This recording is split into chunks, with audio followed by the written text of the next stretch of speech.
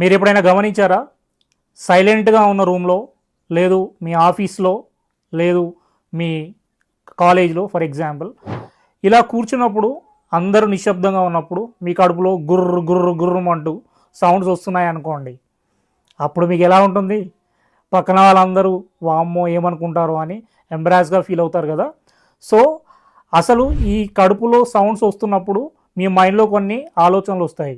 వామ్మో ఇలా సౌండ్స్ వస్తున్నాయి, నాకు ఏదైనా హెల్త్ ప్రాబ్లం ఉందా, గ్యాస్ట్రిక్ ప్రాబ్లమా, లేకపోతే డైజెషన్ ప్రాబ్లమా, ఇంకొంతమందిలో అయితే నాకు ఏదైనా క్యాన్సరా అని కూడా కొంతమంది ఓవర్ థింక్ చేస్తూ గూగుల్లో చెక్ చేస్తూ అనవసరంగా ఆందోళనకు గురవుతూ ఉంటారు. దీనికోసం క్లారిఫికేషన్ కోసం మీకు ఈ వీడియో చేస్తున్నాను. లాస్ట్ వరకు చూస్తే మీకు ఎందుకు వచ్చింది, ఏం చేయాలి అనే దాని గురించి కూడా డిస్కస్ చేస్తున్నాను. సో మిస్ అవ్వకండి. ప్రైమరీగా మీకు అసలు ఈ గ్యాస్ట్రిక్ సౌండ్స్ అంటే కడుపులో సౌండ్స్ గుర్గుర్ అనే సౌండ్స్, వీటిని మెడికల్ టర్మినాలజీలో దీన్ని బోర్బోర్గమీ అని అంటారు. అంటే సింపుల్గా మీరు ఎప్పుడైతే ఫుడ్ తింటారో అప్పుడు మీ స్టమక్లోకి ఫుడ్ ఎంటర్ అయిన తర్వాత ఇది మీ ఇంటెస్టైన్స్లోకి వెళ్ళిన తర్వాత పెరిస్టాలసిస్ అనే మూమెంట్స్ జరుగుతాయి.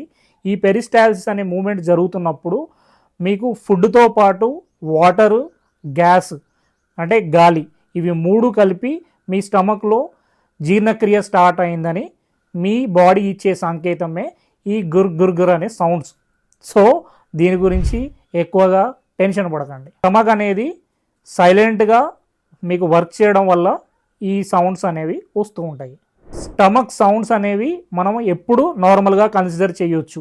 ఎర్లీ మార్నింగ్ లేవగానే మీకు స్టమక్లో సౌండ్స్ వస్తున్నాయి అనుకోండి, ఇది నార్మల్గా కన్సిడర్ చేయొచ్చు.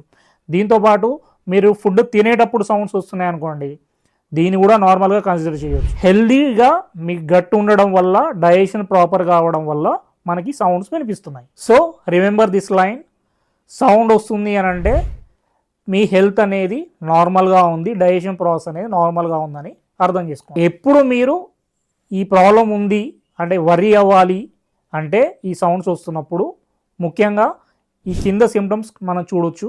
ఫస్ట్ ఏంటంటే కాన్స్టెంట్ బ్లోటింగ్, తిన్న వెంటనే ఇమ్మీడియట్గా బ్లోటింగ్ రావడము, కొంతమందిలో నాజియా సెన్సేషను, వామిటింగ్ సెన్సేషన్ లాగా రావడము, కొంతమంది వామిటింగ్స్ కూడా అవడము, అండ్ కడుపులో విపరీతమైన నొప్పి, దీంతోపాటు లూజ్ మోషన్స్ ఎక్కువగా రావడం, కొంతమందిలో ఆకలి అవ్వకపోవడము అండ్ వీక్గా అయిపోవడము, సన్నగా అయిపోవడము.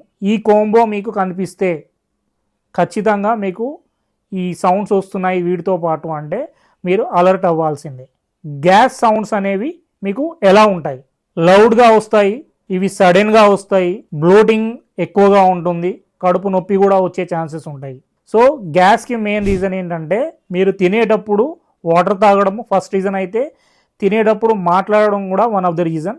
సో ఫాస్ట్గా ఎవరో కొట్టినట్టు గబగబా తినేసి వెళ్ళిపోవడము, కార్బోనేటెడ్ డ్రింక్స్ కానీ కూల్ డ్రింక్స్ కానీ ఎక్కువగా మీరు తింటున్నప్పుడు మధ్యలో తీసుకోవడం, ఏదో ఆదరాబాదరాగా స్ట్రెస్తో ఆఫీస్లో ఏదో వర్క్ ఉందని సడన్గా ఫాస్ట్గా స్ట్రెస్గా తీసుకోవడం ఫుడ్ కూడా. ఇప్పుడు డైజెషన్ ప్రాబ్లమ్ సౌండ్స్ అనేవి మీకు ఎలా వినిపిస్తాయి? మీకు డైజెషన్ అనేది డిస్టర్బ్ అయినప్పుడు ఈ సౌండ్స్ గుర్గుర్ అనే సౌండ్స్ వస్తాయి కదా, వాటిని మనం ఎలా గుర్తించవచ్చు? ఫ్రీక్వెంట్గా సౌండ్స్ రావడము, తిన్న వెంటనే కడుపులో ఏదో తిప్పినట్టు సెన్సేషన్ రావడము, దీంతోపాటు స్టమక్ హెవీనెస్గా అనిపించడము, యాసిడ్ రిఫ్లక్స్ అనేది కూడా చూస్తూ ఉంటాము. సో అప్పుడు మీరు అలర్ట్ అవ్వాలి.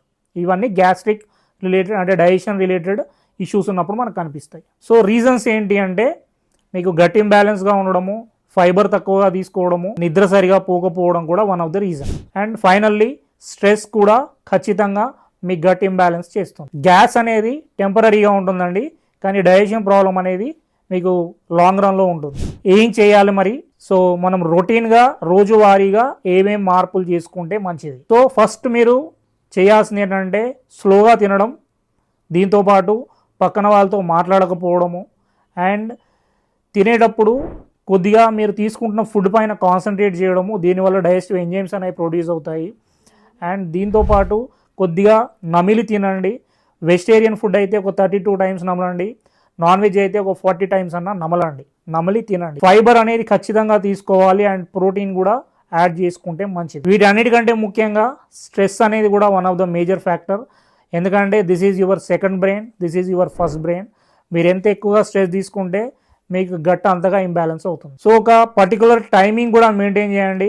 మార్నింగ్ తింటారు, కొంతమంది ఆఫ్టర్నూన్ మిస్ చేస్తారు, నైట్ తింటారు. ఇట్లా టైమింగ్స్ అనేవి కూడా ఫిక్స్ చేసుకుంటే మీకు డైజెషన్ అనేది కొద్దిగా ప్రాపర్గా అవుతుంది. సో అస్సలు స్కిప్ చేయకండి బ్రేక్ఫాస్ట్ స్కిప్ చేస్తే మీకు డైజెషన్ ఇష్యూస్ అనేవి షూర్ అవుతాయి. మీకు ఇంపార్టెంట్ ఒక లైన్ చెప్తాను, మీ స్టమక్ అనేది ఎనిమీ కాదు. మీ స్టమక్ ద్వారా, ఈ సౌండ్స్ ద్వారా మీ బాడీ మీకు మెసేజ్ ఇస్తుంది. సో మీరు సరిగ్గా ఆ సిమ్టమ్స్ను వినడం నేర్చుకుంటే ఖచ్చితంగా మీకు హాఫ్ ప్రాబ్లం అక్కడే సాల్వ్ అవుతుంది. ఈ వీడియో మీకు యూస్ఫుల్ అనిపించిందా? మీ ఫ్రెండ్స్లో గుర్గుర్మ్ అనే సౌండ్స్ వినిపిస్తున్నాయా? మీ పక్కన కూర్చున్నప్పుడు మీ ఫ్రెండ్స్లో ఇలా ఎవరైనా ఇబ్బంది పడుతున్నారా? ఈ వీడియో షేర్ చేయండి.